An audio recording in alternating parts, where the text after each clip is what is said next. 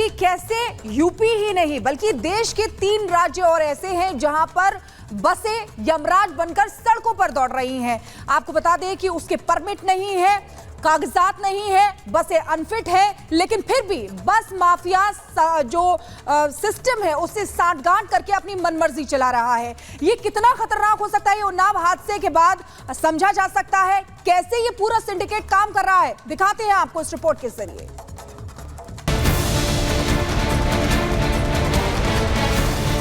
हम लोग तो तब कोई सोए हुए थे, अब नींद में हुआ या क्या हुआ है वो किसी को पता नहीं है। अचानक से आवाज हुई, फिर देखे एक बार हड़कंप मच गया। 39 बस में 35 अनफिट।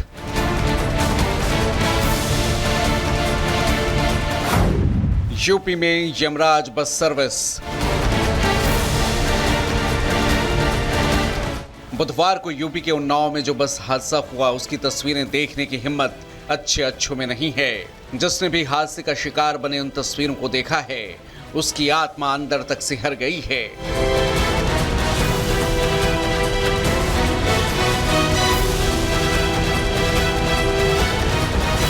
साफ देखा जा सकता है कि हादसे का शिकार हुए बस का पुर्जा बिखर चुका है। ऐसे में बस में बैठे हाड़ मांस के पुर्जों वाले इंसान की क्या हालत हुई होगी ये अंदाजा लगाना मुश्किल नहीं है।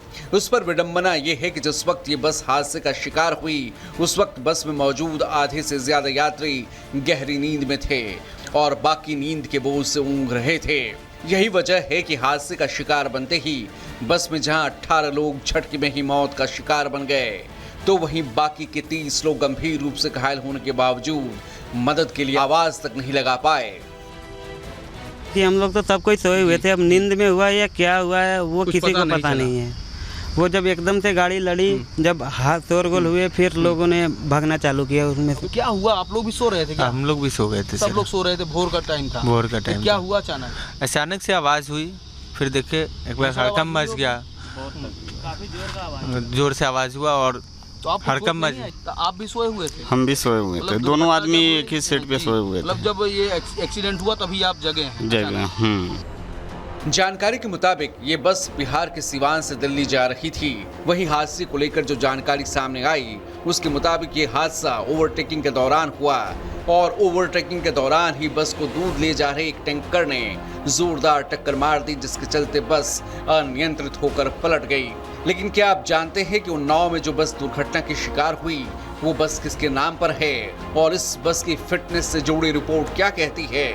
तो सुनिए, इस बस को लेकर जो रिपोर्ट सामने आई है उसके मुताबिक बस का नंबर UP 95T4720 है। बस नंबर फर्जी है और नंबर लोडर के तौर पर दर्ज है। ये बस बिना रजिस्ट्रेशन के बिहार से दिल्ली के बीच चल रही थी। ये बस पुष्पेंद्र सिंह के नाम पर रजिस्टर्ड है जिसके नाम पर और भी 39 बस रजिस्टर्ड हैं जिनमें से 35 बस बिना फिटनेस परमिट के सड़कों पर घूम रही हैं।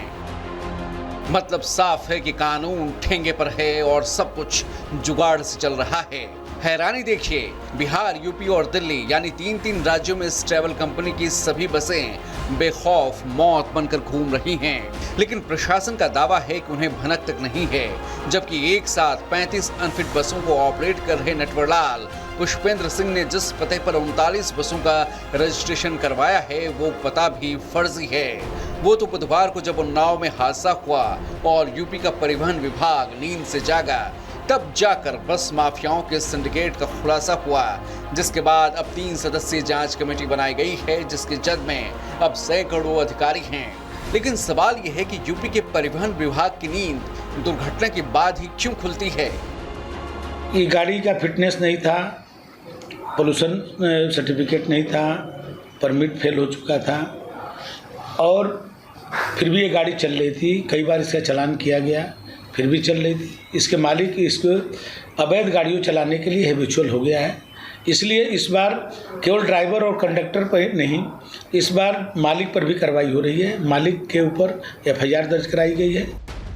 यूपी के परिवहन मंत्री ने तो कह दिया कि कार्रवाई होगी, सख्त कार्रवाई होगी, लेकिन यूपी से लेकर दूसरे राज्यों तक सड़कों पर यमराज बनकर घूम रहे इस तरह की बसों को चलाने वाले कितने सिंडिकेट काम कर रहे हैं इस बारे में कहीं से कोई बयान नहीं आया है, जबकि जांच तो उन अधिकारियों की भी होनी चाहिए जिनके सांठगांठ के चलते बस माफियाओं का सिंडिकेट और उनका कारोबार फल फूल रहा है। लेकिन करोड़ों के इस खेल में आगे क्या होगा, फिलहाल इस बारे में कुछ कहना मुनासिब नहीं है। सभी अधिकारियों को जिस जिले से ये गाड़ी क्रॉस की है उस सभी अधिकारियों पर मैं शो का नोटिस जारी कराया हूँ कि वो जवाब दें कि गाड़ी कब से चल रही थी। यदि ये बार बार वहाँ चली है और हमारे अधिकारी उस पर कार्रवाई नहीं किए हैं तो उन पर भी हम सख्त कार्रवाई करेंगे। बहरहाल हादसे के बाद यूपी का परिवहन विभाग नींद से जागा है या नींद से जागने की एक्टिंग कर रहा है, ये तो वक्त बताएगा।